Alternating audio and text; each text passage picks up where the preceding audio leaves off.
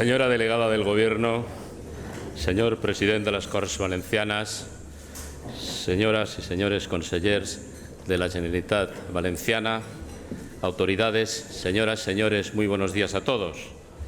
En nombre de Nueva Economía Forum me complace darles la bienvenida y agradecer que nos acompañen en esta nueva sesión de Fórum Europa Tribuna Mediterránea que, como siempre, organizamos con la colaboración y el patrocinio de Asisa, Renfe AVE y la Universidad Europea de Valencia.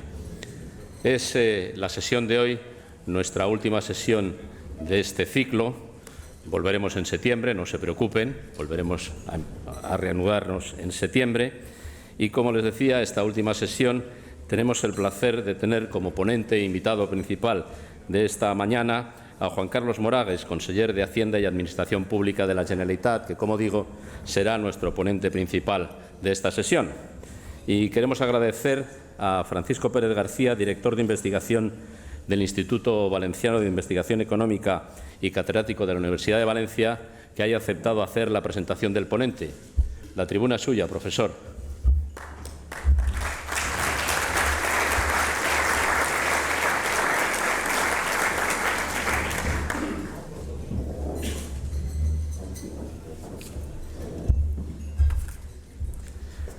Autoridades, señoras, señores, buenos días a todos. Muchas gracias a Fórum Europa por la invitación a participar en este desayuno presentando a Juan Carlos Moragues, conseller de Hacienda y Administración Pública de la Generalitat. Hablar de Hacienda Pública en España en este momento es referirse a uno de los problemas más graves que tiene planteado nuestro país: el desequilibrio de las cuentas públicas, el crecimiento de la deuda y las tensiones derivadas de esos ajustes fiscales que los economistas llamamos eufemísticamente consolidación fiscal. El año 2012 se cerró con un déficit del 7% del PIB, lo que significa que 1 de cada 6 euros gastados por las administraciones públicas se financió con déficit. Y en 2013, dada la situación de recesión en la que nos encontramos, el objetivo de déficit finalmente autorizado por la Unión Europea es del 6,5%, de modo que las cosas no serán muy diferentes y el endeudamiento seguirá creciendo. Estos graves desequilibrios se producen a pesar de los esfuerzos de las administraciones por incrementar los ingresos, por controlar los gastos, pero la dificultad de conseguir los objetivos es evidente. Cuando el PIB no crece, sucede esto. Y además el peso de los intereses de la deuda, de la elevada deuda acumulada, complica la reducción del déficit. Nos enfrentamos, pues, a lo que podríamos llamar un bucle diabólico. A día de hoy, cada vez más expertos y más instituciones opinan que sin recuperar el crecimiento es muy difícil reducir el déficit, porque la caída de la actividad repercute en la mayoría de las bases tributarias, encendiendo una espiral que va del déficit a los ajustes, de estos a la recesión, de la caída de la producción y el empleo a unos menores ingresos tributarios, a más déficit, más ajustes, etc. Pero al mismo tiempo, si no se corrige el déficit, los mercados no quieren prestarnos y sin financiación es difícil lograr una razonable estabilidad financiera y volver a crecer. Bueno, pues este es el tipo de problemas que tienen en su mesa en estos momentos los ministros de Hacienda y los consellers del ramo. Los tienen desde hace varios años y son los que encontró Juan Carlos Moragues cuando tomó posesión de su cargo a principios de diciembre. Hace apenas 7 meses, aunque es posible que a él le parezcan ya 7 años de vacas flacas. Sin embargo, yo estoy convencido de que, dada su formación y su trayectoria profesional previa, el conseller era consciente de la magnitud de los desafíos a los que se iba a enfrentar y de la dificultad de superarlos. Era consciente cuando aceptó la propuesta del presidente de la Generalitat. Y creo también que él está convencido, y con razón, que no es imposible superar semejante reto siempre que se disponga de una hoja de ruta adecuada y de las capacidades técnicas y políticas necesarias. Ciertamente, las dificultades son enormes, pero de otras no menores se ha salido. Eso sí, tomando medidas adecuadas, que no son nada fáciles, y gestionándolas correctamente. Bueno, pues este era sigue siendo el reto del conseller de Hacienda y Administración Pública. De cómo abordarlo le escuché hablar muy pronto, cuando nos conocimos en el mes de diciembre pasado, a los pocos días de su nombramiento y con ocasión de una reunión del IBIE que él preside. Habló ese día de trazar una hoja de ruta, de hacerlo con rigor, de seguirla con determinación, y creo que en efecto en todo eso está desde entonces.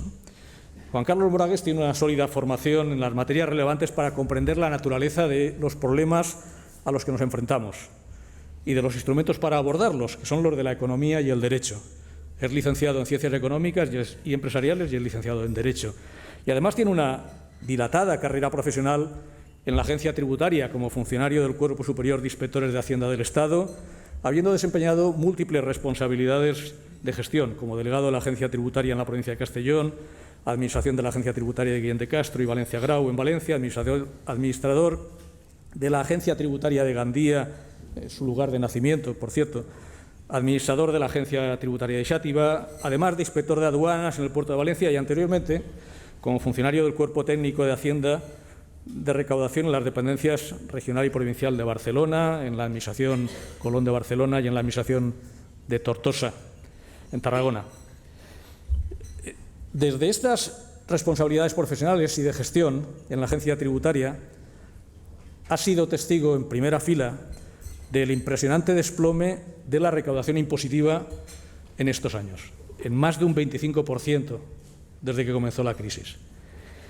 También es testigo, ahora, de la magnitud del déficit y el endeudamiento de la Generalitat y de las implicaciones de tener cerrados los mercados.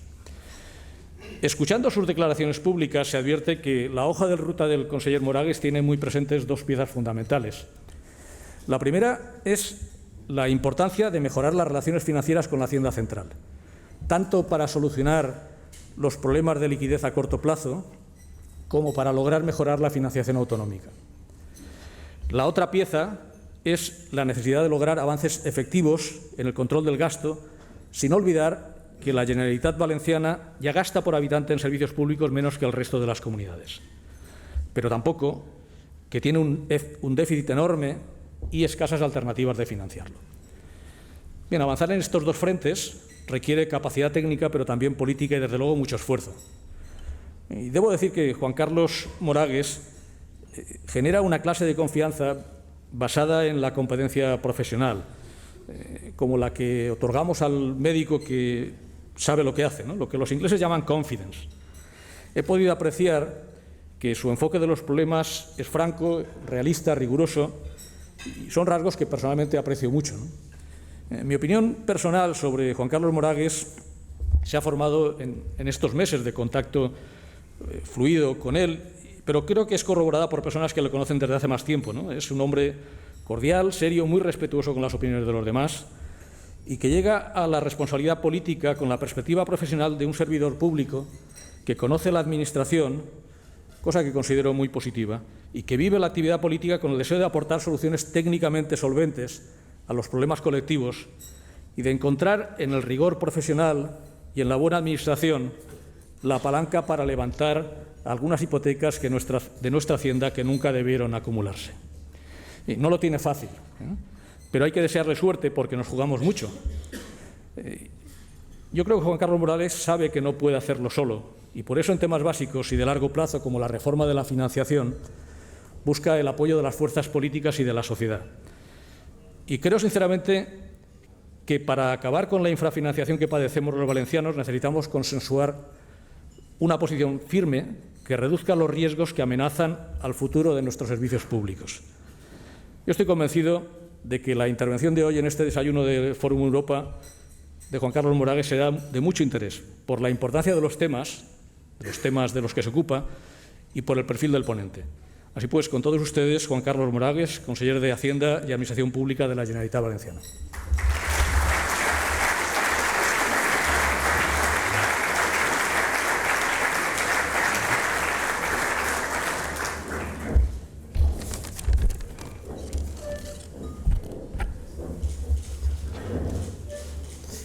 Buenos días a todos. Lo primero, agradecer la asistencia de los aquí presentes, delegada de Gobierno, presidente del Corts, amigos consellers y amigas, amigos y amigas todas.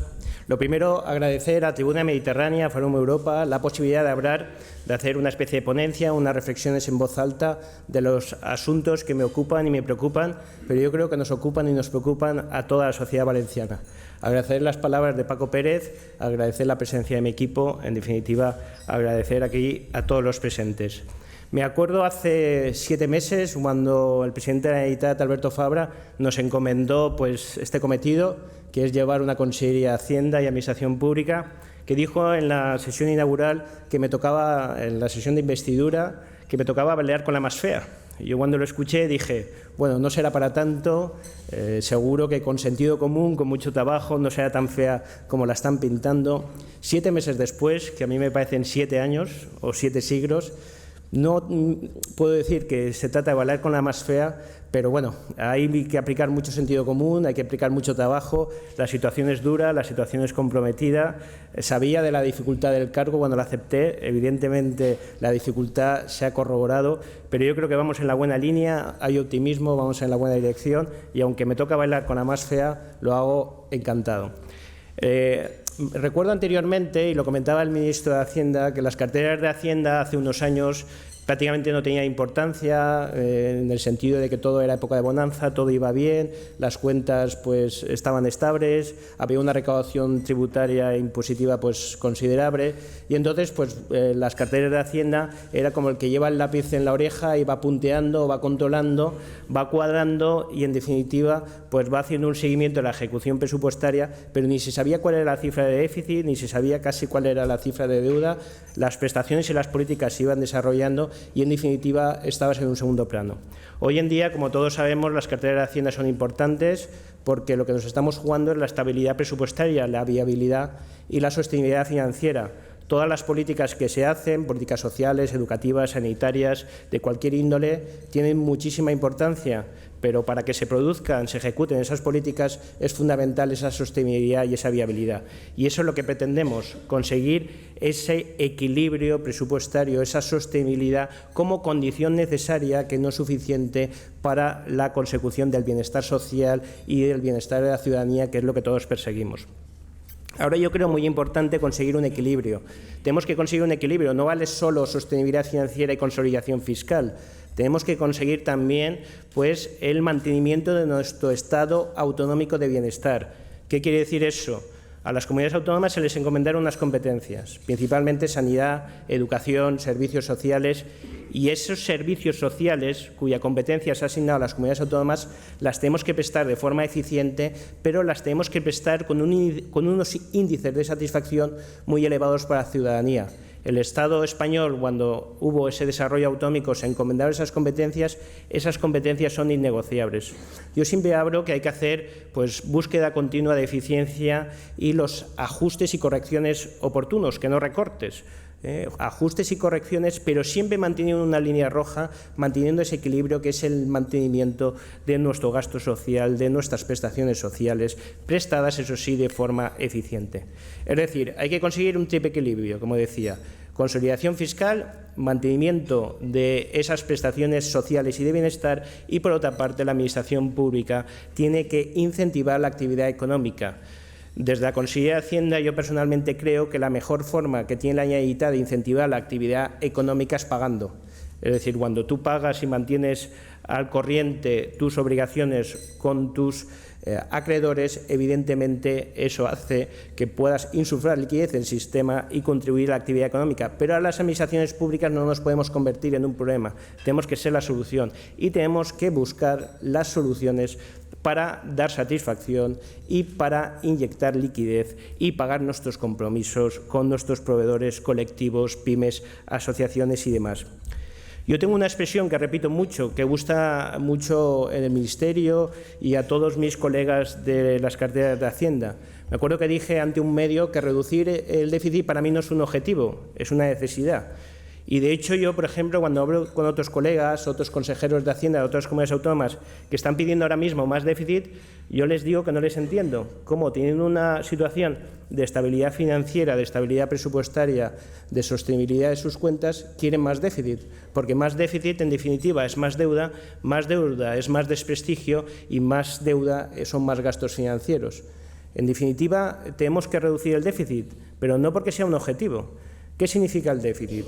Todos lo sabemos, es de perogrullo. Tener un déficit es gastar más que ingresar. Por ejemplo, en el año 2011, la Comunidad Valenciana tuvo un déficit de 5.000 millones, es decir, gastó 5.000 millones más que ingresó. Y en el año 2012 tuvo un déficit de 3.500 millones, es decir, prácticamente alrededor del 30% de sus gastos se convirtieron en déficit. Y si tú gastas más que ingresas, todos lo sabemos, alguien te lo tiene que prestar, alguien te lo tiene que dar. Entonces vas a un banco, llamas a la puerta, pides dinero para cubrir ese déficit o diferencial corriente. Pero antes el banco le llamabas a la puerta, te abría, te daba un abrazo y te daba todo el dinero que le pedías. Pero ahora mismo, en el año 2012, nos vimos en una situación que hasta ahora no habíamos experimentado las administraciones públicas, no las habíamos vivido. Que es que llamamos a la puerta del banco, primero no nos recibían y por supuesto no nos daban dinero. ¿Y qué significa que no te dejen dinero?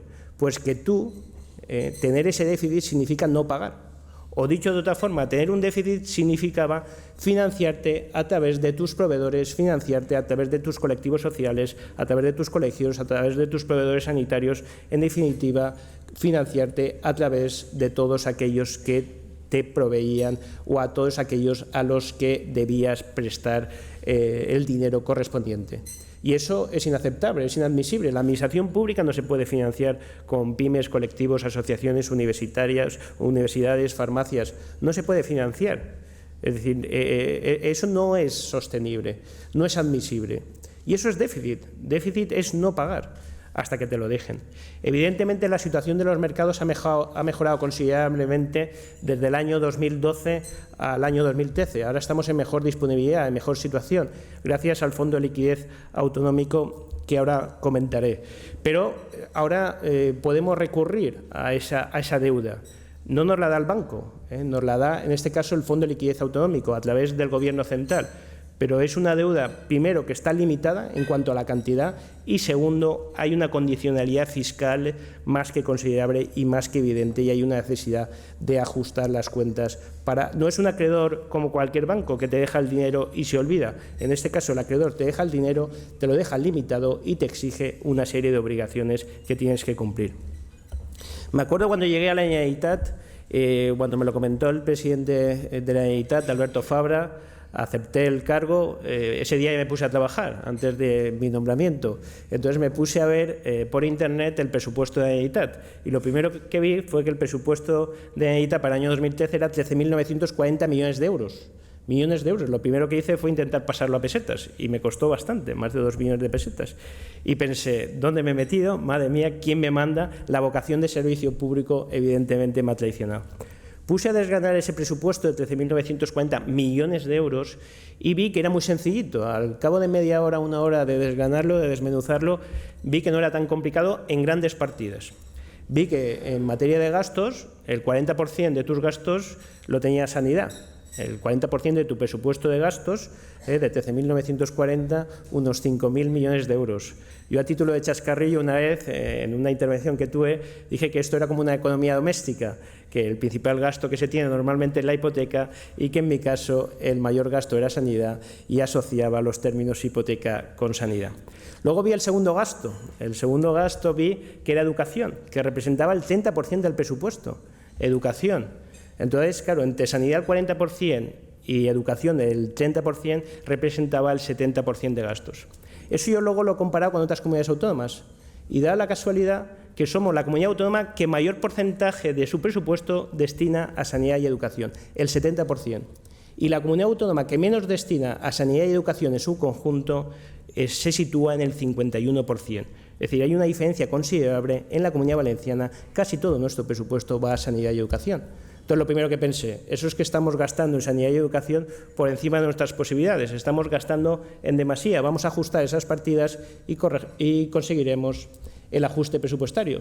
Pero luego, haciendo muchos estudios, vimos que nuestro gasto de sanidad presupuestado en el año 2013, dividido en 5.100.000 valencianos, era el más bajo de las 17 comunidades autónomas. Dije, anda, pues no hay margen de recorrido. Y vi que el gasto presupuestado de sanidad y educación en 2013 de todas las comunidades autónomas per cápita era el penúltimo más bajo. Con lo cual, claro, si tú tienes un gasto per cápita que es de los más bajos de todas las comunidades autónomas, es decir, el más bajo en sanidad, el penúltimo en sanidad y educación y el más bajo de todas las comunidades autónomas, teniendo en cuenta el gasto total, te das cuenta que tu recorrido en materia de gastos es limitado. Eso representa sanidad y educación el 70% de tu presupuesto de gastos. ¿Vamos a ver el resto de gastos? Pues lo primero que comprobé es que nuestros gastos financieros representan casi el 10%, alrededor del 9%, y es la tercera consellería que existe actualmente, la Consellería de Gastos o de Carga Financiera. Y luego vi que bienestar social, una competencia básica y fundamental de la Generalitat, se situaba en 700 millones, estoy redondeando cifras, y que luego quedaba el resto de consellerías, pues infraestructura, economía, todos los sectores productivos, agricultura, gobernación y justicia, para ese pequeño margen de un 20% de presupuesto.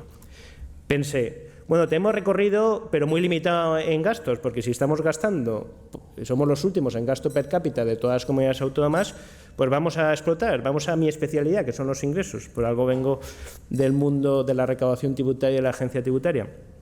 Entonces, lo que comprobé es que en materia de ingresos la estructura es muy sencillita. El 75% de ingresos es lo que te da el Estado y el 25% son los tributos propios y cedidos. Me estuve analizando lo que era nuestro 25% de tributos propios y cedidos y vi la evolución de los mismos. El impuesto característico es impuesto sobre transmisiones patrimoniales y actos jurídicos documentados. Pues comprobé que en ITP, en el año 2006, recaudamos 2.500 millones de euros y que en el año 2012 no hemos llegado ni a 700 millones de euros. Eso yo pensé. A veces se aduce que las comunidades autónomas no tenemos componentes cíclicos en nuestros presupuestos de gastos e ingresos. Eso lo alega mucho el Estado en materia de reparto vertical de los objetivos de déficit entre las diferentes administraciones públicas. Y yo digo, si no hay componente cíclico en pasar de 2.500 millones de euros a 700, una bajada de un 73%, es más que evidente que en nuestro 25% había habido un desplome de ingresos y que había gran componente cíclico.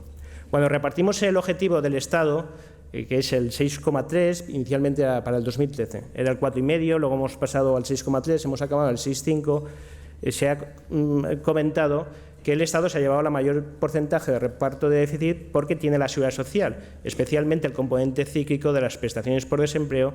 Inicialmente el Estado tenía este año de objetivo de seguridad social 0 y al final ha aparecido un objetivo de déficit en el año 2013 para la seguridad social de 1,4, 14.000 millones de euros, y un objetivo para el Estado de 3,8, 38.000 millones de euros.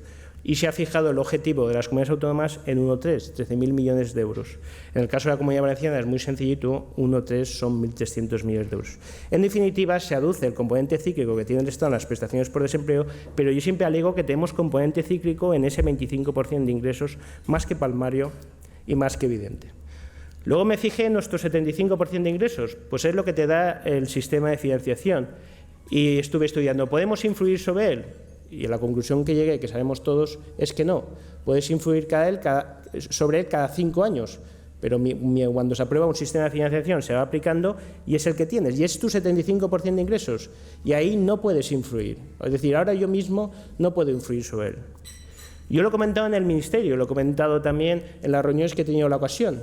A mí me produce frustración e impotencia tener un 75% de mis ingresos que no puedo influir y un 25% que los tengo desplomados, y una materia de gastos que tienes un gran componente de gastos financieros y tienes partidas de gastos más que ajustadas, gastando con eficiencia y gastando muy por debajo de la media.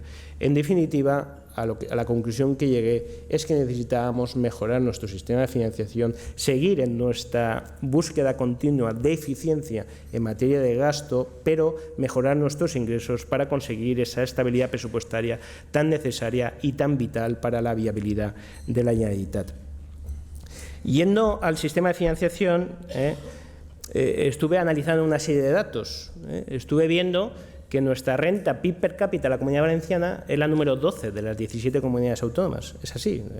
A veces Madrid, Cataluña, Navarra, País Vasco son las 4 comunidades autónomas de más renta per cápita, más PIB per cápita. Nosotros somos la 12 de 17.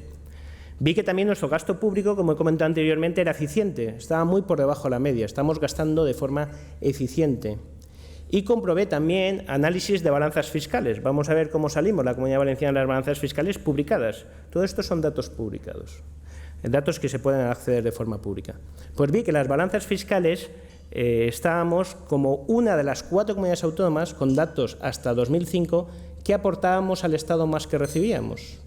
Es decir, estaba la comunidad autónoma de Madrid, Cataluña, Baleares y Valencia, que aportaba al Estado más que recibía, y el resto de comunidades autónomas, incluidas las forales, recibían más que aportaban. A la conclusión que llegué es decir, si tenemos una renta per cápita, la número 12, un gasto per cápita muy inferior a la media y aportamos al Estado más que recibimos, algo no cuadra. Y lo que no cuadra, evidentemente, es el sistema de financiación.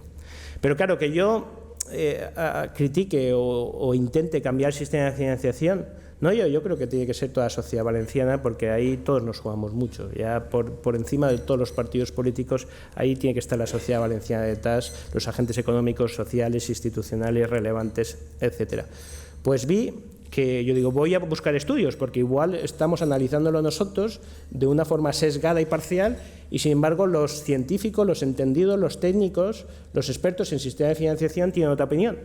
Y empecé a mirar, pues, a estudiar científicos, por ejemplo, Paco Pérez, del Instituto Valenciano de Investigaciones Económicas, pues estuve analizando varios estudios suyos y ponía en evidencia todo lo que estoy diciendo.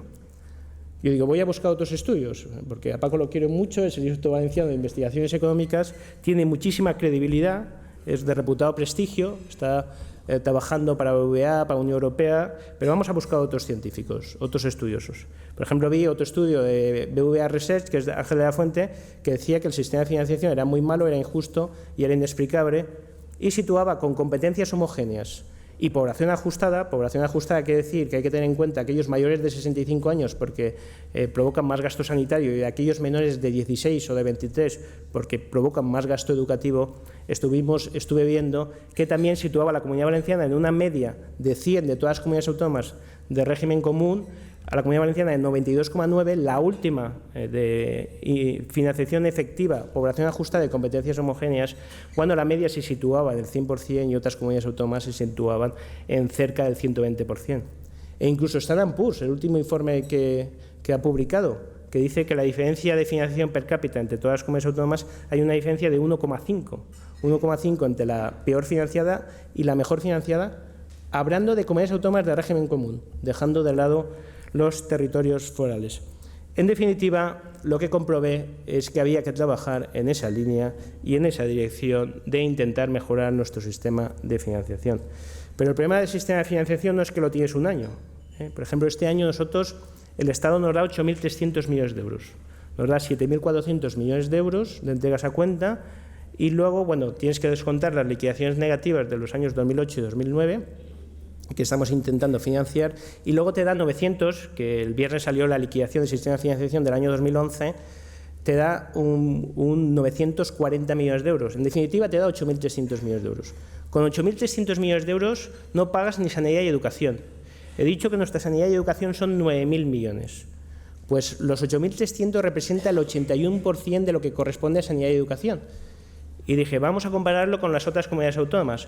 Pues bien, solo hay una comunidad autónoma que lo que le da el Estado en el año 2013 representa solo el 80% de sanidad y educación, que es Murcia. Precisamente en Murcia nosotros somos los que peor cifra de déficit hemos conseguido. Siempre estamos Murcia, Baleares, nosotros que somos los malos alumnos, los que incumplimos. Pues Murcia tiene el 80%, nosotros tenemos el 81%, pero hay comunidades autónomas que lo que les da el Estado les cubre el 119% de sanidad y educación, teniendo un gasto per cápita en sanidad y educación muy superior al nuestro. Evidentemente, ahí algo no cuadra. Con 8.300 millones haces lo que puedes hacer, que es pagar sanidad y educación, y no te llega. Ahí tienes un déficit ya de 700 millones, pero luego queda bienestar social, queda gastos financieros y queda todo lo demás. En definitiva, a la conclusión, después de hacer todo ese análisis, que os lo estoy explicando de forma muy rápida, pero hicimos un análisis muy detallado, muy pormenorizado, a la conclusión que llegamos es que evidentemente la situación para las comunidades autónomas no es la misma. Estamos defendiendo el déficit asimétrico. ¿Por qué? Porque es de justicia. Lo decía yo el otro día en el Consejo de Política Fiscal. Se estaba viendo un debate entre déficit simétrico y déficit asimétrico. Yo creo que ese debate es sesgado, es parcial, es distorsionado, no es real, quiero decir, es político, pero no es técnico, no es objetivo. El punto de partida es muy diferente. Hemos acabado la Comunidad Valenciana en 3,52 en el año 2012 y Extremadura en 0,7. Imaginad la horquilla y el abanico de 0,7 a 3,52. Pero es que la deuda es muy diferente. La Comunidad Valenciana acaba en 29,4 de deuda PIB en 2012 y Madrid está en un 10%. Y hemos acabado en un 29%, no es porque hayamos sido malos gestores, pues como todos, hemos tenido aciertos y errores, yo creo que más aciertos que errores, pero evidentemente esa infrafinanciación, cuantificada en cerca de 1.000 millones al año, ha provocado un endeudamiento, con ello un apalancamiento financiero y con ello unos gastos financieros. Por ejemplo, si vemos la liquidación del sistema de financiación del año 2010, a datos de población 1 de julio tenemos un desfase de 211 euros per cápita y a datos de población 1 de enero 215 euros per cápita. Somos 5 millones de valencianos. Es muy sencilla la multiplicación, son 1.000 millones. Pero si se lo vas aplicando cada año, eso va provocando un endeudamiento y un apalancamiento. Tenemos los datos, como he dicho, de la liquidación del 2011 y los he estado comprobando. Pues bien, si dividimos, es muy sencillito, lo que te da cada comunidad autónoma entre la población, incluso entre la población ajustada, vemos que somos los penúltimos en financiación también en 2011. La última es Murcia, los penúltimos somos nosotros y hay una diferencia de 178 euros de per cápita respecto a la media, es decir, más de 900 millones de euros tenemos de infrafinanciación con la liquidación del sistema de financiación del año 2011 que salió el viernes pasado. En definitiva, partimos las comunidades autónomas de 3,45 a 0,7. De deuda PIB, 29,4 a 10% Madrid. El gasto per cápita también las diferencias son tremendos. Hay una diferencia de 100 puntos porcentuales de la comunidad que más gasta a la comunidad que menos gasta. Y nosotros estamos en la que menos gastamos. Hay comunidades autónomas que tienen de las mejores cifras de déficit, y no quiero aludir a ninguna comunidad autónoma, que tienen un gasto que casi nos duplican a la Comunidad Valenciana y tienen unos grandes registros de cifras de déficit. Y, por supuesto, también hay que tener en cuenta la financiación per cápita. Si el punto de partida es distinto, la deuda es distinta, existe infrafinanciación muy diferente y existe un gasto per cápita muy diferente, las cifras de déficit no pueden ser iguales. Eso es como si quisiésemos que Alemania y España tuviesen la misma cifra de déficit. Eso es imposible, no tiene ningún sentido, es un dislate, es un disparate. Y eso es lo que estamos defendiendo. Y abrir el debate de que hay comunidades autónomas cumplidoras y comunidades autónomas incumplidoras, comunidades autónomas que hacen los deberes, comunidades autónomas que no hacen los deberes, es un debate, evidentemente, que no tiene fundamento técnico ni fundamento jurídico. Bueno, aquí hay muchos presentes y supongo en el turno de preguntas me preguntarán referente a pagos, ¿no? O qué hay de lo mío, ¿no?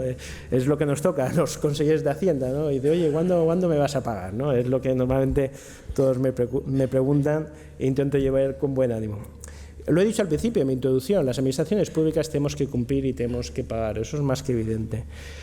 El año pasado, en 2012, no teníamos, llamábamos al banco y no nos dejaba de dinero, los mercados financieros y de capitales se cerraron completamente y no teníamos a dónde acudir. Gracias al Gobierno central, al Gobierno de España, de Mariano Rajoy, se implementaron instrumentos de liquidez para las comunidades autónomas, de lo cual tenemos que estar tremendamente agradecidos.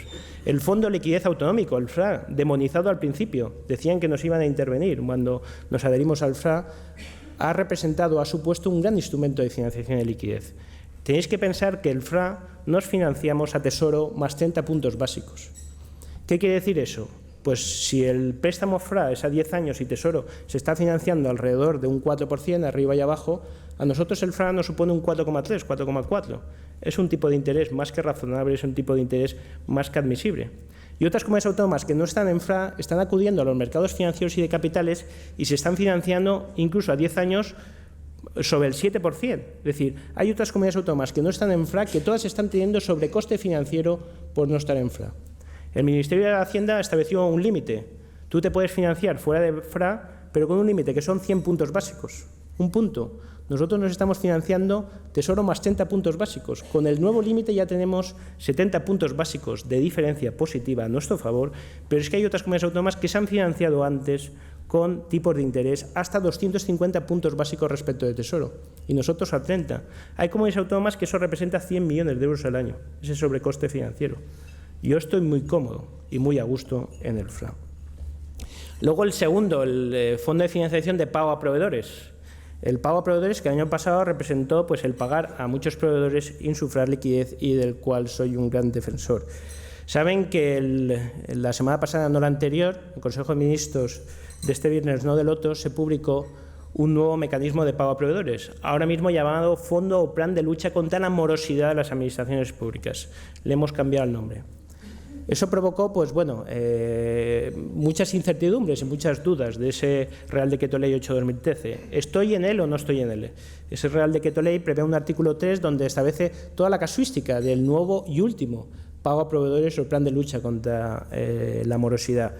Estaban los que estaban en el anterior plan de pago a proveedores, y a ellos se les incluyeron los pagos o transferencias a entidades o instituciones sin fines lucrativos y con fines sociales. Se incorporaron los ayuntamientos, se incorporaron las universidades, se incorporaron los centros tecnológicos I+D+I. En definitiva, fue el mismo plan que el año anterior con añadidos.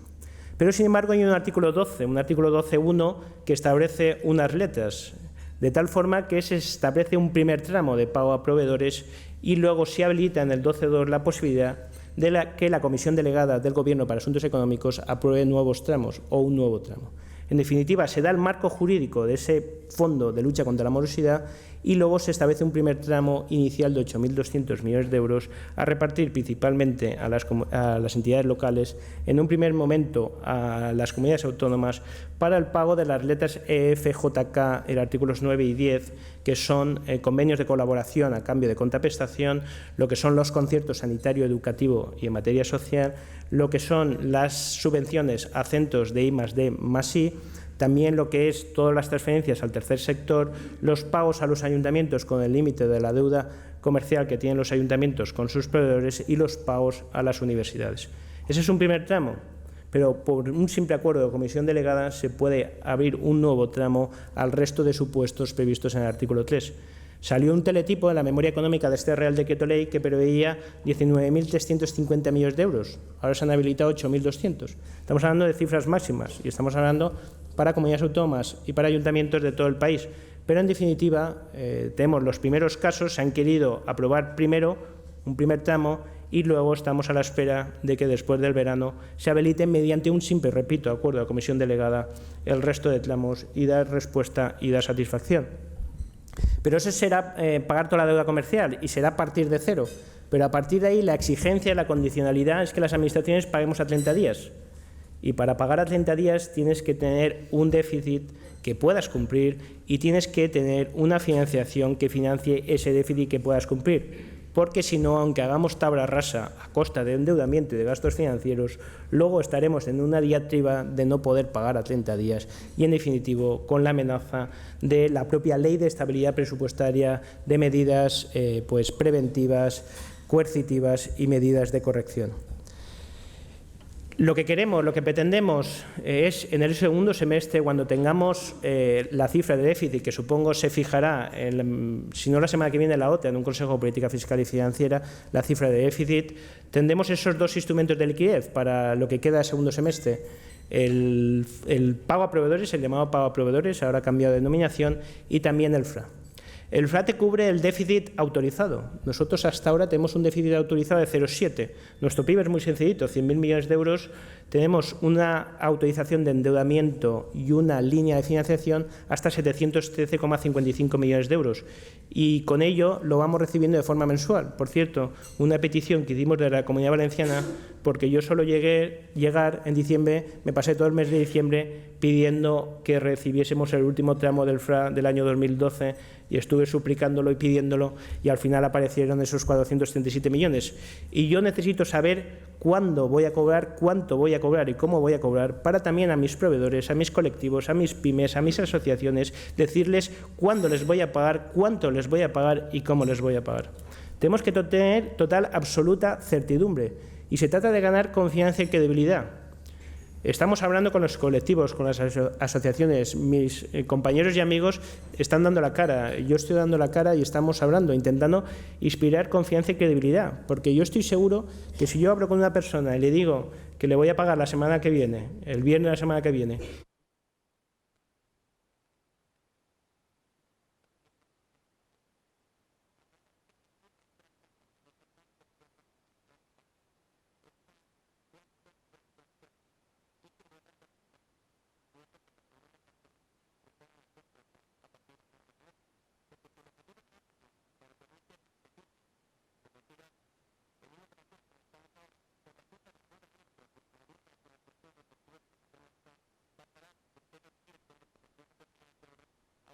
300, con lo cual eso será ya un añadido de 600 millones de euros de liquidez.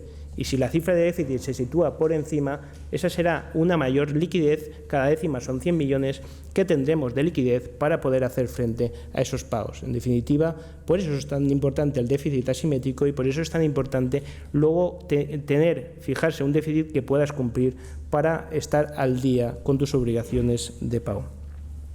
Me gustaría acabar con unas breves pinceladas sobre líneas estratégicas de mi consejería. No sé si me estoy extendiendo mucho, yo tengo cierta incontinencia verbal, pero yo creo que lo importante es el coloquio. Voy a hacer, Suni, mi compañera, se ríe, voy a hacer unas breves pinceladas de lo que son mis departamentos de las consejerías. Una breve mención, porque quiero pasar por todas mis direcciones generales. De presupuestos estamos trabajando, vamos a crear una comisión de análisis de programas presupuestarios para analizar los presupuestos del año que viene. El otro día el presidente Rajoy, a tenor de la Comisión de Reforma de Administraciones Públicas, habló del presupuesto base cero.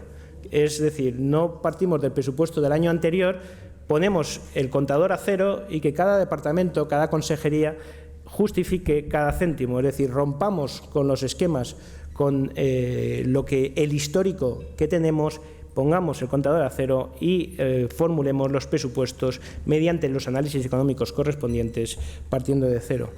De tributos, pues queremos darle un cambio. Yo cuando fui a tributos vi todo lleno de escrituras y de papeles por todos sitios y lo que tenemos es evidentemente que optar por los documentos electrónicos, por la recepción de la información por parte de los notarios y registradores de forma electrónica, de forma telemática, por la gestión centralizada de esos documentos electrónicos, por una estabilización de nuestras plantillas, por un cambio de ubicación física, por una mejora de nuestra comprobación de valores, por un mejor intercambio de información, por una reducción de litigiosidad en materia de tributos. En materia de fondos europeos tenemos el programa operativo 1420, que es un reto por cuanto nuestra tasa de cofinanciación en los FEDER pasa al 50%, del 80% al 50%, y bueno, ahí nos estamos jugando mucho y tenemos que ser muy ingeniosos y cada vez estamos gestionando mejor los fondos europeos. Respecto a la Dirección General de Patrimonio, dos menciones. Estamos gestionando nuestro patrimonio de forma eficiente, no estamos malvendiendo nuestro patrimonio. Ahí quiero enfatizar y subrayar algo que yo creo que es fundamental y básico. Yo lo considero una bandera, un emblema, que es la Ciudad Administrativa 9 de octubre. La Ciudad Administrativa 9 de octubre vamos a aglutinar, aquí están los contratistas, que les agradezco el esfuerzo realizado, vamos a aglutinar a 4.000 empleados públicos. Yo conozco la Administración del Estado, Administraciones locales, Administraciones autonómicas, no conozco ninguna ciudad administrativa con 4.000 empleados públicos. En el Estado no lo tiene, la AGE no lo tiene. Solo hay dos ejemplos. Yo he visitado la Telefónica, Ciudad Administrativa de Telefónica en Madrid y la del Banco Santander, pero no hay más ejemplos. Y en la Comunidad Valenciana lo vamos a tener gracias a un esfuerzo. Bueno, eso supone unos ahorros increíbles de alquileres que dejas de pagar, inmuebles que dejas vacíos que puedes vender o puedes alquilar. Y los estamos optando por un alquileres a buenos inquilinos en buenas condiciones económicas. Y esa Ciudad Administrativa 9 de octubre, que dijimos que iríamos en marzo, el 15 de marzo, y fuimos el 15 de marzo, va a ser lo que represente como un motor para esa administración que queremos. Administración no de visera, manguitos, de formularios, de sellos, de trabas, no esa administración antipática, sino una administración moderna, eficiente y administración ágil y al servicio de los ciudadanos.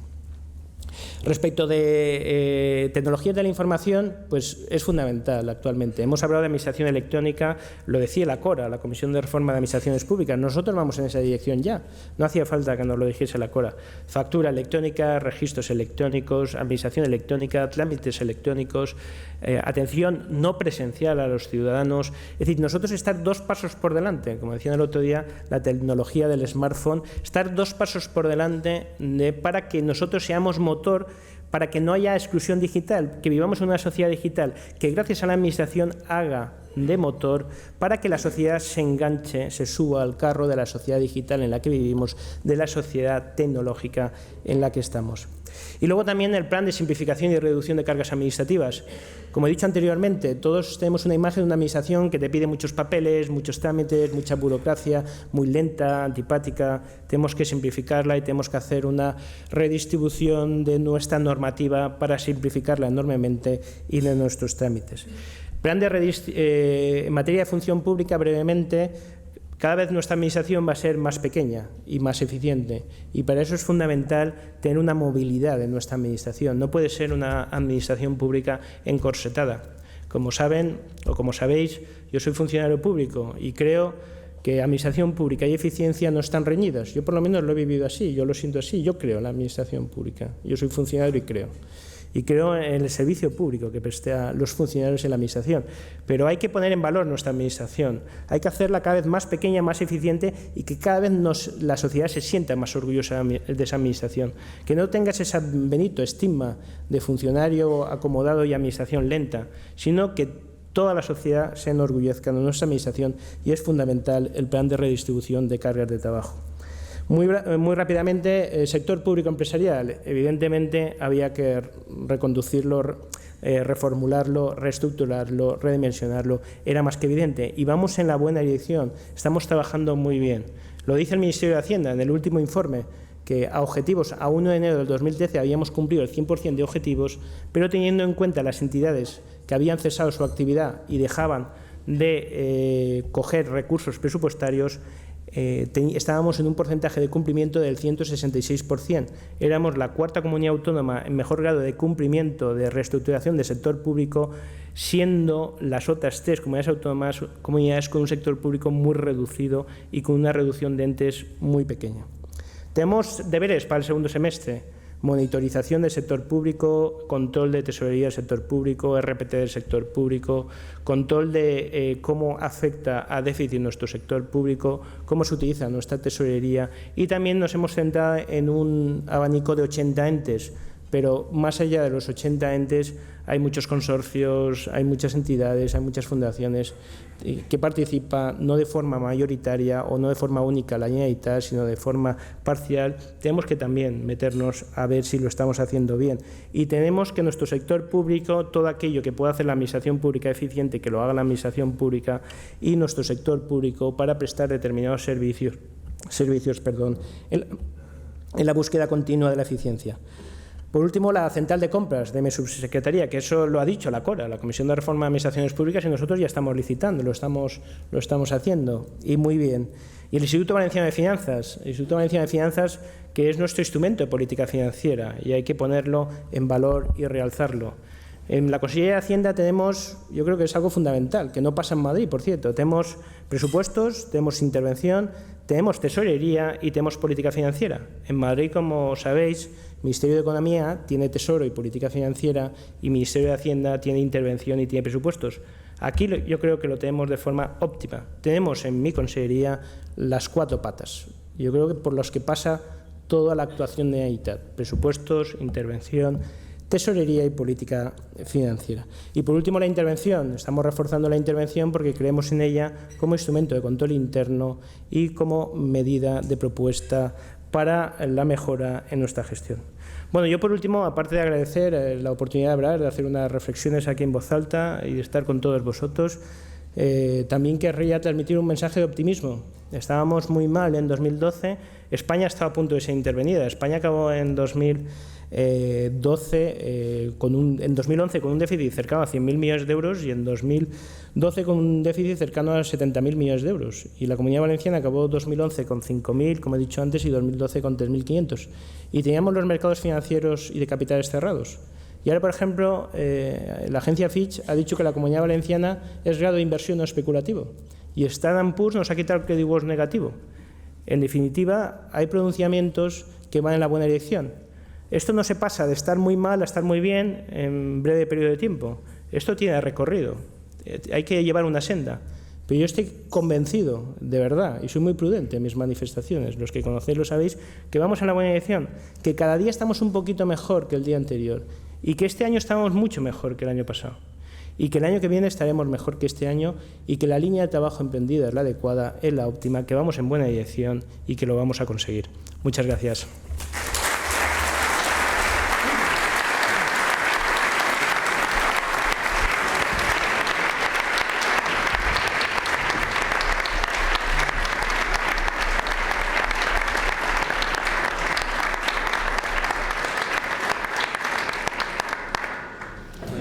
Muchas gracias, conseller. Si le parece, pasamos al coloquio. hay bastantes preguntas, diferentes temas, vamos a intentar ordenarlas. Pero por empezar por lo que usted se refería al principio de su intervención, de que pensaba que le tocaba...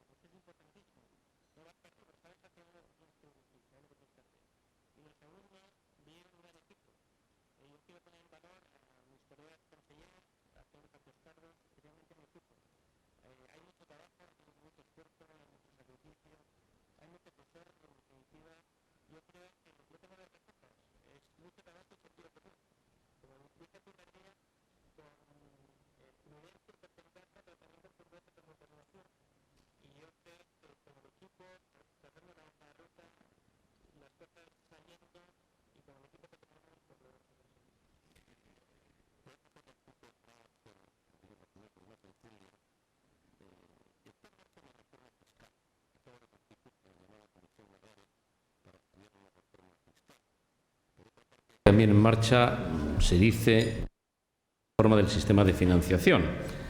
¿Está debidamente representado los intereses de las autonomías en esa comisión que va a cambiar el sistema fiscal? Bueno, se ha anunciado la convocatoria de una comisión de expertas presidida por el profesor Lagares sobre reforma del sistema tributario español y se engarza o se enlaza con la financiación autonómica y con la financiación local. En definitiva, yo creo que estamos de acuerdo todos. En un Consejo de Política Fiscal se comentó y yo creo que todos los que opinan al respecto dicen lo mismo. El sistema de financiación nuestro es malo, lo dice todo el mundo. Y parte de un status quo, que quiere decir que como el Estado se gastaba un dinero en la prestación de unos servicios y luego esa competencia la transfirió a las comunidades autónomas, el dinero que se gastaba el Estado lo transfirió a coste efectivo a las comunidades autónomas. Pero ¿qué pasa? Que, por ejemplo, sanidad, unas comunidades autónomas transfirieron en el año 85 y otras en el 2001. Y el coste efectivo del 85 y del 2001 no tiene nada que ver. Entonces, en principio, tenemos que romper con el statu quo. Estamos todos de acuerdo, el Ministerio está de acuerdo. No podemos mantener el statu quo, no tiene sentido el statu quo. Tenemos que reformar el sistema de financiación y lo que no podemos es estar cada 5 años peleándonos entre las comunidades autónomas, porque si te doy a ti, le tengo que quitar a otra. Tenemos que hacer un sistema de financiación que sea sostenible, que sea solvente y que permanezca en el tiempo. Y tenemos que conseguir la fórmula. Pero claro, para un sistema de financiación tiene que haber fondos, tiene que haber recursos, y esos recursos vienen del sistema tributario. Por eso entiendo yo que se han engarzado ambas cuestiones. Pues concretando cuestiones, Marian Ayuso de Cuatrecasas le pregunta si se ha planteado en la anunciada reforma introducir más corresponsabilidad fiscal. Eso liga con lo que estaba diciendo yo de la impotencia y frustración que me supone tener mi 75% de ingresos sin capacidad de influencia. Hay algunos profesores que reducen de ese 75% porque si utilizas tu capacidad normativa máxima podías bajar de ese 75%, pero evidentemente la corresponsabilidad ahora no existe, en el sentido de que tienes un componente rígido en tu partida principal de ingresos, que es lo que te da el Estado. Una de las vías, a lo mejor, para dar permanencia en el tiempo a ese sistema de financiación podría ser impulsar esa corresponsabilidad fiscal entre las comunidades autónomas y el Estado. También hay que tener en cuenta que a veces yo creo que las comunidades autónomas se nos está demonizando en una época de crisis económica. Y eso no es así. Se ha hecho un gran esfuerzo de consolidación fiscal por parte de las comunidades autónomas. Las comunidades autónomas pueden prestar el servicio de forma eficiente y de forma más cercana al ciudadano, y no por ello generar ineficiencias. Pueden actuar de forma coordinada entre todas las comunidades autónomas y entre estas y el Estado, y no por ello se merma en calidad de los servicios prestados y no por ello se tiene sobrecostos. Y en esa dirección vamos. También le plantean que todos sus colegas, no hay colega suyo de otra comunidad autónoma que no se queje del sistema y que no piense que el sistema de financiación le discrimina. ¿Y esto cómo se cuadra? Bueno, en un Consejo de Política Fiscal dijimos todos, o prácticamente la opinión unánime es que el sistema es muy malo. Los entendidos y los expertos, estuve hace poco en Madrid, que estaba Paco Pérez del IBIE y bueno, Ángel de la Fuente, estaban prácticamente todos los gurús en materia de sistema de financiación, todos lo dijeron, es malo, es muy malo. Yo creo que es opinión generalizada. Y evidentemente es injusto y insuficiente. Lo que nos da la Comunidad Valenciana, no, como he dicho antes, no nos cubre ni la sanidad y la educación prestada está de forma eficiente. Ha hablado usted de las balanzas fiscales. Sabe usted que es un tema discutido. La metodología que se emplea se suele discutir. ¿Cree que es discutible también? Bueno, se ha encargado un nuevo estudio de balanzas fiscales. Evidentemente, aquí tiene que ir ligado, lo decía yo antes, la renta per cápita tiene que ir ligado, el gasto per cápita, la renta per cápita, la financiación per cápita, las balanzas fiscales son 4 conceptos que tenemos que jugar con ellos. No puede ser comunidades autónomas que tengan una renta per cápita muy baja, como la Comunidad Valenciana, que es la número 12 de 17, que aporten más que reciben. Eso es de perogrullo, es decir, se cae por su propio peso, es más que evidente. Y entonces eso también se tiene que analizar. Para hacer tú un análisis objetivo y técnico tienes que hacer el estudio correspondiente y luego tomar las decisiones para corregir los desequilibrios que se están produciendo. También le plantean en términos más genéricos que todas las administraciones autonómicas, central, etcétera, siguen incurriendo en déficit primario, es decir, descontando el pago de intereses. Todo esto conduce a la siguiente pregunta. ¿Cree usted que es sostenible el modelo, la estructura pública, el nivel de prestaciones, de servicios, o hay que replanteárselo todo? ¿Hay que ir a un base cero? Ahí hay dos cosas que yo menciono. Hay que ir a base cero, pero ir a base cero no significa replanteárselo todo. Ir a base cero es buscar cada céntimo que nos gastamos las administraciones públicas es un céntimo que recaudamos de la ciudadanía. La ciudadanía que pasa por las calles, vosotros mismos, yo, estamos pagando nuestros impuestos y cuando pagas quieres que el que gestione ese dinero que das tú se gestione de forma eficiente. ¿Qué quiere decir eso? Pues para prestarse de forma eficiente tenemos que hacer los presupuestos eficientes y para eso hay determinadas partidas que todos los años las vamos poniendo, pero las vamos poniendo por inercia, que habría que replantearse. Y hay otras partidas que a lo mejor simplemente hacemos un ajuste lineal y hay partidas que están infradotadas y partidas que están supradotadas. Y eso es lo que significa el base cero. Reformulárselo todo, no. Yo soy un defensor del Estado autonómico. Entiendo que esto proviene de una historia y es lo que ahora en la situación en la que estamos. Y tampoco ahora, porque estemos en un momento de recesión y de crisis económica, tenemos que replanteárnoslo todo, no nos volvamos locos. Quiero decir, el sistema puede funcionar, tiene que funcionar mejor, pero puede funcionar tal y como está establecido. En definitiva, tenemos que hacer reformas en nuestras administraciones públicas, las reformas estructurales. Tenemos que aprovechar la crisis para hacer las reformas estructurales oportunas, que a lo mejor en una época, que seguro que en una época de bonanza no hubiésemos hecho, profundizar en esas reformas y cuando venga la época de bonanza, sentar las bases para una estabilidad continuada en el tiempo. Y por seguir con el tema de la reforma fiscal, reforma de financiación, etcétera, ¿es usted de los que piensa que hay que replantearse el tema del concierto y los cupos? Evidentemente, cuando analizas las balanzas fiscales es llamativo, ¿no? País Vasco y Navarra son comunidades autónomas que están entre las 4 primeras de más renta per cápita. Los últimos datos de renta per cápita existe más diferencia y lo que tenemos que tender es a una convergencia, no a una divergencia. Tenemos que habilitar instrumentos de solidaridad. Eso yo lo dejaría a los expertos, es un tema muy sensible. Algunos expertos lo que dicen es que no hace falta cambiar el concierto y el convenio para dotar al sistema de más solidaridad. En época de bonanza pues no nos planteábamos estas cuestiones, ahora no las estamos planteando en época de escasez de recursos financieros. Requiere un análisis técnico riguroso, yo siempre lo digo. Este tema es demasiado sensible para entrar en un terreno político de demagogia y superficial. Analicémoslo profundamente y de forma técnica y rigurosa, realizado por expertos, y tomemos las decisiones oportunas de forma prudente al respecto. ¿Es usted partidario de exigir la deuda histórica?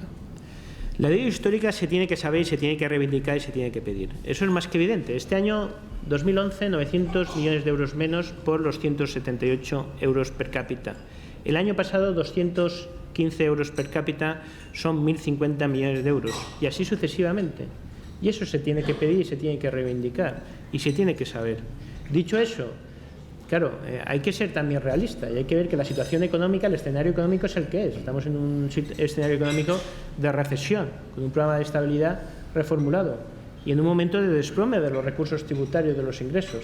Evidentemente no es el mejor momento para resarcir esa deuda histórica, pero se tiene que reivindicar, ¿cómo no? Así en confianza, dicen que estuvo usted ayer en el Ministerio de Hacienda. Sí. Y así, ahora que no nos oye casi nadie, si nos puede contar algo, si se reunió con el ministro, si nos puede contar algo de la reunión. Bueno, yo creo que el Ministerio de Hacienda es sensible. La Comunidad Valenciana conoce la realidad de la Comunidad Valenciana y tiene información sobre la Comunidad Valenciana. Se habla de los planes de ajuste. Nosotros tenemos unas condicionalidades fiscales por estar en el FRA, por estar en el pago a proveedores, que es un plan de ajuste, que es un plan económico-financiero, que es una rendición de cuentas detallada, que es un control reforzado de tesorería. Pero ahí estamos todas las comunidades autónomas. Pero nosotros, como hemos optado por la transparencia, no nos importa.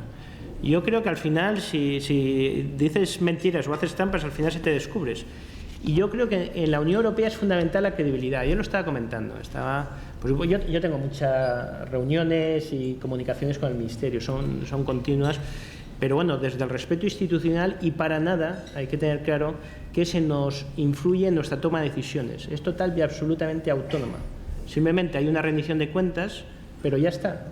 No, para nada se intercede en nuestra toma de decisiones. Somos 100% autónomos. Pero evidentemente nosotros transmitimos mucha información. A mí no me gusta el baile de números. Por ejemplo, cuando hablamos de déficit, que si una cifra, que si otra, que si bailamos, que si ahora decimos otra, tenemos que transmitir una imagen a la opinión pública, a la Unión Europea, al Gobierno de España de seriedad, rigor y disciplina. Y para eso tenemos que ser muy rigurosos en las cifras que damos y en los datos que damos. Y para eso tenemos que ser absolutamente transparentes. Yo os digo que en el 3,52 del déficit del año pasado está absolutamente todo. Como dice un secretario autonómico mío, hasta la última papilla. Y somos transparentes, decimos cuál es la situación, no nos escondemos y cuál es nuestra hoja de ruta. Y existe sensibilidad por parte del Ministerio y por parte del Gobierno del Partido Popular de Madrid. Me parece que no nos ha contado nada. No sé si es una sensación que tengo. Pasando a asuntos más concretos, Lidovina Gil le pregunta qué pasará con el plan Confianza, qué plazos de pago se contemplan.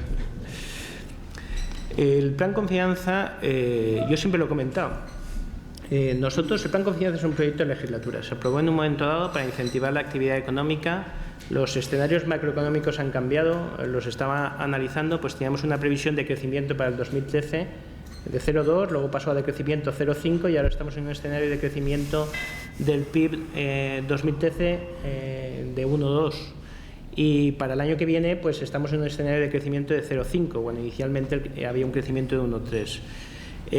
Evidentemente el escenario macroeconómico va cambiando. Dicho eso, nosotros, plan Confianza, sí, pero como proyecto de legislatura. Para nosotros hay que tener en cuenta que el plan Confianza lo hacen los ayuntamientos, pero quien paga es la Generalitat y quien asume la deuda es la Generalitat. Y que nosotros ahora estamos en la línea de un control total y absoluto, milimétrico de tesorería. Y yo, cuando un contratista del plan Confianza me traiga una certificación, yo tendré que pagarla a 30 días. Dicho eso, hay que el plan Confianza hacerlo, pero teniendo en cuenta que la legislatura llega hasta 2015 y que hay que ser prudente en la ejecución del plan Confianza, sin renunciar, por supuesto, al plan Confianza, dado que genera riqueza, genera empleo y pone en valor los ayuntamientos que tenemos en la Comunidad Valenciana. María Teresa Guardiola, del Colegio de Farmacéuticos de Valencia, formula más un planteamiento que una pregunta. Le dice que la sociedad civil está sufriendo la deuda comercial y que quiere ser parte activa en la reclamación de una financiación asimétrica. Pide que les utilice, que quieren ayudarle. Yo agradezco las muestras de apoyo. Cuando hablamos del sistema de financiación y cuando hablamos de los intereses de la comunidad, son muchos colectivos, muchas entidades, la patronal, los sindicatos, los colectivos. Dice, oye, los colegios, ¿cómo te puedo ayudar? ¿Qué puedo hacer? Oye, estoy para echar una mano. Y yo creo que esa capacidad de movilización de la sociedad valenciana es muy positiva y yo lo agradezco mucho. Porque yo puedo ir a Madrid a negociar un sistema de financiación, pero voy yo solo aquí a Beneizo a negociar con el resto de comunidades autónomas. Y se tiene que demostrar la fuerza que hay detrás, la fuerza social de la Comunidad Valenciana en apoyo de una reivindicación que tiene que estar fuera de lo que es la batalla política y la disputa política. Ahí estamos todos juntos tenemos que ir de la mano. Y si nosotros tenemos esa unión, seguro que tenemos más fuerza. También es muy fácil pedir a la Generalitat, dice, oye, es que usted no me paga, es que no sé qué. Pues bueno, ayúdennos. Y por eso agradezco esas palabras en el sentido de decir, oye, yo exijo, pero también doy, ¿no? Es como nosotros, yo lo que no puedo es ir a Madrid, exigir un sistema de financiación y no hacer los deberes. Quiero decir, al final pierdo credibilidad. Yo tengo que hacer los deberes, hacer las cosas bien, gestionar bien y luego pedir un sistema de financiación. Por los colectivos igual. Yo exijo que la Generalitat cumpla sus compromisos, pero al mismo tiempo le ayudo y le apoyo porque detrás de eso está la sociedad valenciana. Y lo que nos jugamos, lo que tenemos entre manos, es el bienestar social de la sociedad valenciana. Cambiando de asunto, le preguntan cuándo se va a devolver el IVA a las pequeñas empresas. Bueno, eso es por mis antecedentes de delegado o de inspector de Hacienda. Bueno, ahí supongo que será por el registro de evolución mensual, por las devoluciones de IVA, que hubo una ralentización. Yo ya no estaba en diciembre. Ahora yo digo, no, cosas de la agencia tributaria ya no van conmigo, bastante tengo con lo que llevo ante manos. Supongo que será por el registro de evolución mensual. Hubo una demora en devoluciones a finales de año, luego se pusieron al corriente a principios de año. Evidentemente yo siempre lo digo, que el IVA quienes lo pagamos, y no quiero hacer una clase de derecho tributario, quienes lo pagamos somos los consumidores finales. Aquí estamos rodeados de IVA. Todo esto ha costado IVA y las empresas recaudan IVA, pagan IVA y con eso luego liquidan. Y en principio el IVA es neutral para las empresas, pero evidentemente en una situación de dificultad financiera tiene necesidad de que se agilicen esas devoluciones tributarias. Carlos Laguna, presidente de COCENFE, le plantea que uno de los sectores más frágiles de la economía es el sector social, que emplea a miles de personas. Y la pregunta que le traslado es si tendrá algún tipo de preferencia una vez exista liquidez. Sí, Suni se ríe. El tercer sector es fundamental. Es que, claro, yo lo comentaba anteriormente, ¿cuáles son nuestras competencias? Nuestras competencias son sanidad y educación. Tenemos que prestarla con unos índices altos de satisfacción, como así tenemos en educación y en sanidad, y bienestar social. Es la gente desprotegida, la gente marginal, la gente débil, la gente vulnerable. Y las administraciones públicas tenemos que estar al lado de esa gente. Tenemos que dar respuesta. Y eso es como se muestra la solidaridad. Los recursos que recibimos de toda la ciudadanía tenemos que aplicarlos a la gente necesitada. Y en eso es fundamental el bienestar social. Es un pilar básico, el tercer sector. Es fundamental y es prioritario. Y Suni lo sabe y por lo menos yo así lo percibo. Adolfo Montalvo le plantea de la agencia digital de la comunidad, ¿cuál es su medida favorita? Bueno, la agenda digital, yo creo que ahí nos tiene que servir, queda muy bien dicho, agenda digital, pero hay que ponerlo en marcha, y me explico. Por ejemplo, tiene tres ejes, ¿no? Que es administración digital, ciudadanía digital y economía digital. Ciudadanía digital, tenemos que a través de nuestra sanidad y educación, que es con quienes nos relacionamos con la ciudadanía, tenemos que impulsar esa administración digital para servir, para forzar a que la ciudadanía se suba al carro de la sociedad digital, para evitar, en definitiva, la exclusión digital de nuestra ciudadanía. Luego está la economía digital. Estamos en un mundo globalizado y competitivo. Las administraciones públicas nos tenemos que espabilar, pero el sector privado también se tiene que espabilar y todos nos tenemos que espabilar. En definitiva, tenemos que ganar. Espabilar significa ganar en productividad, ganar en eficiencia, apostar por la innovación, apostar por el conocimiento inteligente, integrador y sostenible. Y ahí es fundamental también las tecnologías de la información y la comunicación. Y por último, administración digital. Tenemos que estar 2 pasos por delante y tenemos que forzar al resto de la ciudadanía y a la economía a que se suban a ese carro de una administración electrónica.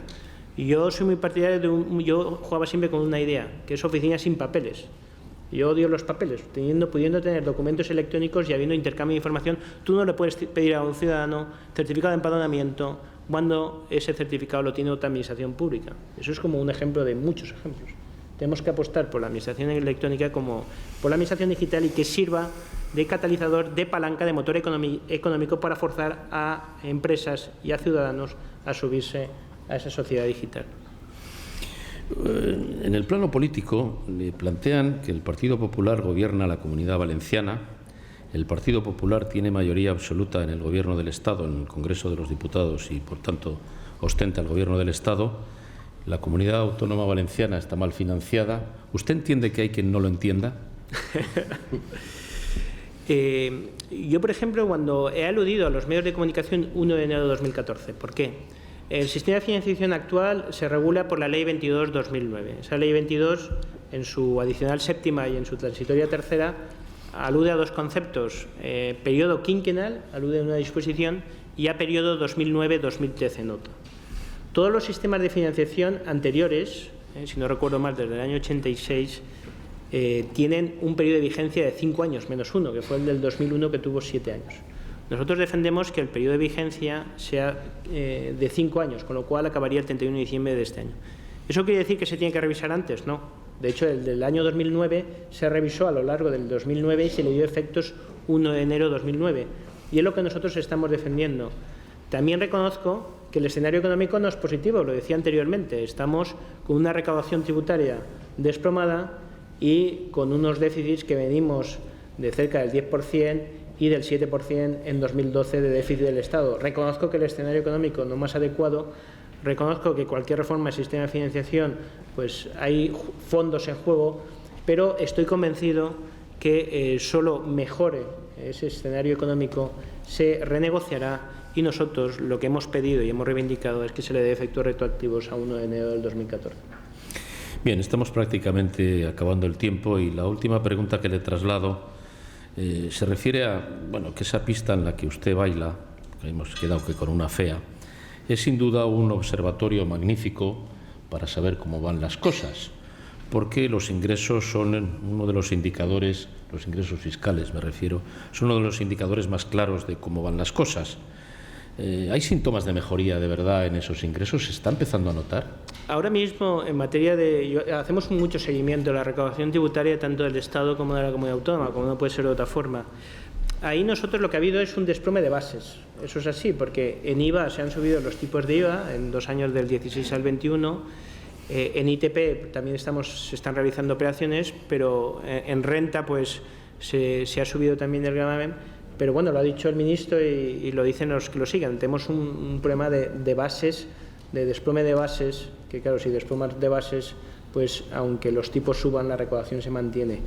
Y yo estoy convencido de que vamos a mejor. Estábamos sin posibilidad de financiarnos en el año 2012 y ahora los mercados financieros los tenemos abiertos. Eso está insuflando liquidez. El propio pago a proveedores, el plan de lucha contra la morosidad, insuflará liquidez. Y hay muchos datos que están siendo positivos y que vamos en la buena dirección. Yo lo he dicho anteriormente, he querido acabar con un mensaje de optimismo, en el sentido de que vamos a mejor. El cambio no puede ser drástico del año pasado a este, pero estoy convencido que vamos remontando, que vamos en la buena dirección y que lo vamos a conseguir revertir la situación haciendo las reformas profundas y estructurales oportunas que nos garanticen pues, un momento o una época de bienestar por parte de la sociedad. Muy bien, pues Enrique Fernández, el rector de la Universidad Europea en Valencia, va a cerrar el acto. Pues muchas gracias a todos por su asistencia y participación a este foro abierto de debate que es Tribuna Mediterránea. Muchas gracias, conseller, por un análisis tan, yo diría, claro, riguroso y contundente. Si tuviera que quedarme con algunos mensajes suyos, conseller, pues resumiría algo así como que reducir el déficit no es un objetivo, sino una necesidad. Eso pasa por revisar y transformar el sistema de financiación. Aportamos más de lo que recibimos y tenemos una renta per cápita a la cola del país. Además, somos una de las comunidades que menos gastamos. En definitiva, reclama nuestro conseller Moragues un modelo de financiación asimétrico.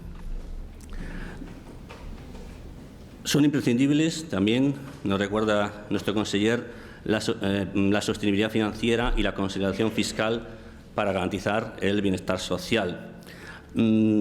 Conseller, como en los cuentos infantiles, la más fea se puede convertir en la más guapa, sin más que para ello hay que tener entusiasmo, contagiarlo al entorno y, como bien ha dicho usted, trabajar todos en equipo, trabajar duro, y cuando digo todos, cuando dice todos, se refiere obviamente a todos los agentes sociales. Muchas gracias por venir y que tengan un buen día.